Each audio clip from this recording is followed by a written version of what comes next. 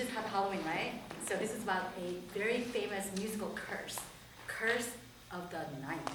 And to deliver it is Miss Sophie Huang.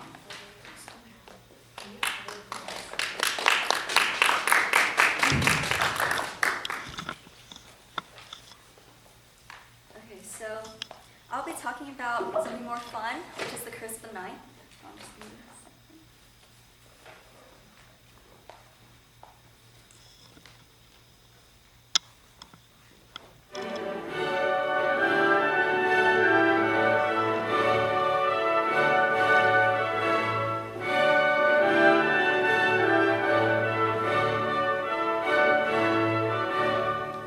So I'm sure many of you can recognize this melody. It is Ode to Joy, and it is a part of the fourth movement of Beethoven's Final Symphony, which is his ninth.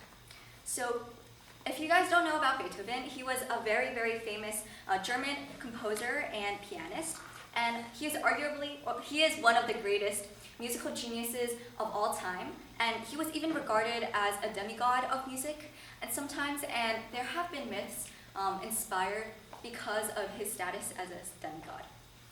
So because of his influence and his musical capacity, when he died, it was a very, very influential event, both in the musical world and outside of the musical world. Many other composers struggled in following up with their own works after Beethoven's death because they felt that it was very difficult to compose something that could rival Beethoven's works.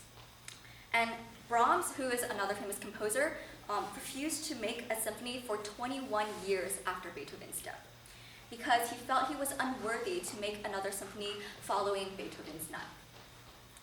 And so eventually, as time passed, something else regarding Beethoven's death became focused on by the public, and that was because he died after his ninth symphony. Eventually, this became known as the curse of the ninth, where composers die after completing their ninth symphony or during working on their 10th symphony. Another composer that lived during Beethoven's time was Schubert, and he idolized Beethoven. He really, really loved Beethoven's work, and in death, he even asked to be buried near Beethoven.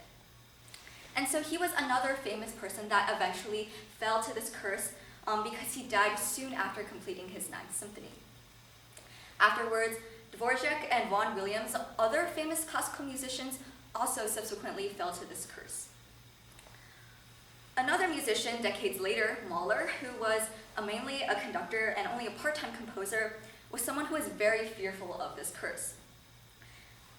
His music bridged the 19th century and the 20th century, and he was the one who eventually coined the term the curse of the ninth. He was so scared of seeing of his predecessors' deaths after their ninth symphony that he tried to get around this by making a ninth symphony, but not really calling it his ninth symphony. So now let's listen to it.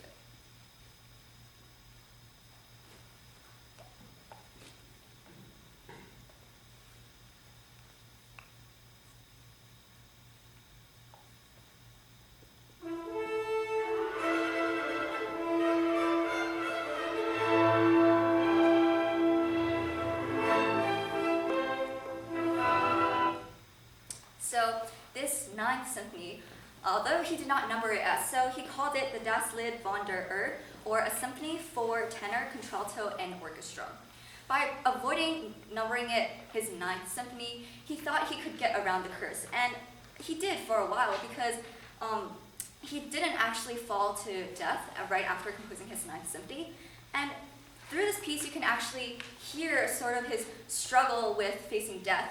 But even though this first movement, as you just heard, was sort of stressful in a more stressful tone, the rest of his symphony is very beautiful, has very beautiful melodies, and he tried to show what he thought the meaning of life was in face of death. However, eventually, thinking that he has escaped this curse, he went on to compose a 10th symphony, and he ended up dying while composing his 10th symphony. Eventually, this curse was broken by a composer named Shostakovich. So he's also a very famous composer. He was a Russian composer, and he gained international fame after composing his first symphony. He ended up actually writing 16 symphonies, and he disproved the curse. Nowadays, obviously, this curse is not as famous or infamous as it was in Beethoven and Schubert's time. However, you can see that it has had a substantial impact on musical history, especially, as I said, through Mahler. It influenced the way he numbered his works and the message that he put into his works, and it overall influenced the way that composers thought about their own pieces. Composer Philip Glass even said in 2012 that everyone is afraid to do a ninth. It is a jinx that everyone thinks about. Ultimately, although it is not as scary as it was back then, it is still it is regarded sort of as a running joke or a jinx. And now there have even been explanations that have come out regarding why people thought that the curse of the ninth came to be, if it was just a superstition.